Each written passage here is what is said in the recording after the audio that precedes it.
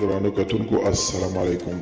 زه محمد سلمان همدرد د حق غږ پښتو چینل خبري لنډیز کې ستاسو کوربه اوس تاسو پام را اړوم د مهمو خبرونو لنډیز ته. درې ملتونو په افغانستان کې د بشر دوستانه مرستو په برخه کې د پرفعالو کسانو بریدونه د اندېښنې وړ بللي.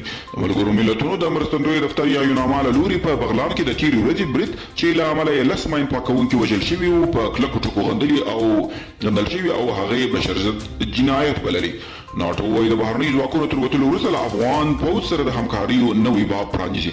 په افغانستان کې د ناټو ملکي استازي سټیفانو پانتیکورو د ملي امنیت شورا له سلاکار حمدالله محب سره کتلي دي. په دې لیدنه کې د سولې پر بهیر روانه جګړه او تاوتریخوالي پر کمولو خبرې شوې دي.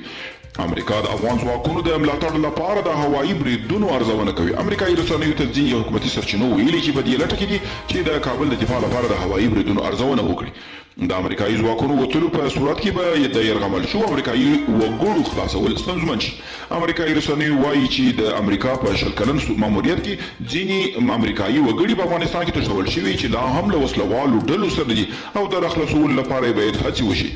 او په قطر کې د طالبانو سیاسي دفتر چارواکي وایي چې د دې ډلې د خبرو اترو مشر د قطر د بهرنیو چارو له وزیر سره د شخړو د حل لپاره لیدل